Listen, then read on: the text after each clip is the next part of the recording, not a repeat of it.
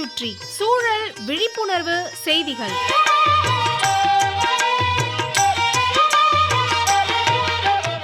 அன்புள்ளம் கொண்ட சந்திரசேகரன் சார் அவர்களுக்கு உங்கள் மாணிக்கம் எழுதும் மடல்.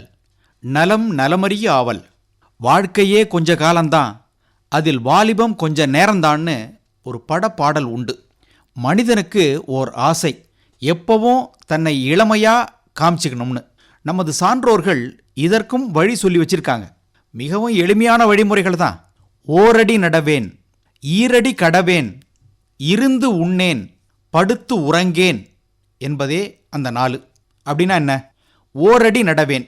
நமது உடம்பின் நிழல் கால் அளவில் ஓர் அடியாக இருக்கும்போது, அதாவது உச்சி வெயில் நேரத்தில் நான் வெளியில் நடக்க மாட்டேன்னு ஓர் உறுதி எடுத்துக்கணும். உச்சி வெயில் ஆகாது, நல்லா வெயிலடிக்கும் நேரத்தில் தான் நடக்க வேண்டாம்னு சொல்லியிருக்காங்க. காலை நேரம் மாலை நேரத்தில் தாராளமாக நடக்கலாம், ஓடலாம், பயிற்சி மேற்கொள்ளலாம். சந்திரசேகர் சார், ஈரடி கடவேன், அதாவது ஈர அடி கடவேன். ஈரமான இடங்களில் ரொம்ப நேரம் நிற்பதோ நடப்பதோ கூடாது. இப்போல்லாம் பெரும்பாலும் எல்லாரும் காலில் காலணி போட்டுக்கிட்டு தான் நிற்கிறாங்க, நடக்கிறாங்க. வெறுங்காலோட ஈரத்தில் நிற்கக்கூடாது, கவனமாக இருக்கணும். அந்த காலத்துலலாம் சேத்துல வெறுங்காலோட வேலை செய்வாங்க, சேத்து புண்ணே வரும். இப்போ யாருக்காவது சேத்து புண் வருதா? எங்கேயாவது யாரையாவது பார்த்துருக்கீங்களா? நம்ம கண்ணில் படல. என்னது, சேத்துல யார் இறங்கி வேலை செய்கிறாங்களா? இதுவும் சரியான கேள்விதான். அடுத்தது 3வது, இருந்து உண்ணேன். ஏற்கனவே சாப்பிட்ட உணவு செரிமானமான பிறகுதான் அடுத்த வேளை உணவு உட்கொள்ளணும். மேலே மேலே ஏற்றிக்கிட்டே போகக்கூடாது.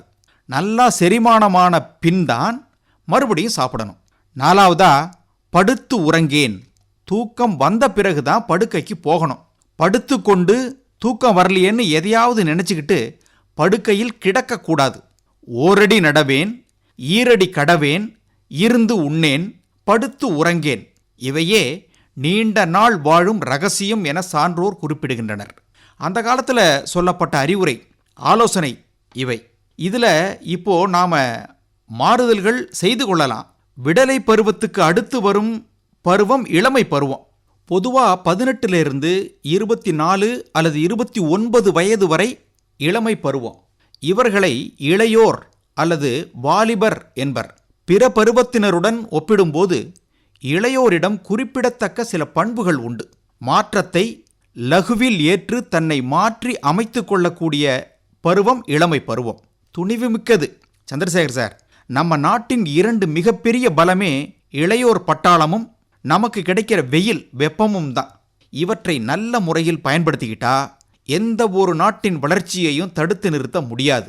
இளமை என்பது வாழ்வில் ஒரு கட்டமல்ல, அது ஒரு மனநிலை, உணர்ச்சிகளின் இயல்பு, ஆன்மாவின் பண்பு. இதெல்லாம் இயல்பா இருப்பது இருக்கணும்.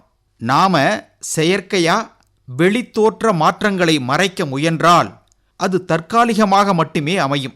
அகத்தில் மாற்றினால் மட்டுமே அது நிலையான இளமையை கொடுக்கும்.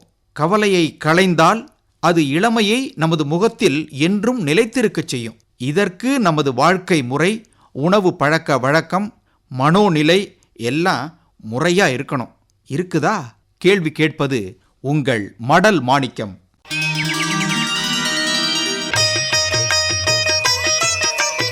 நம்மை சுற்றி சூழல் விழிப்புணர்வு செய்திகள் கேட்டீர்கள்.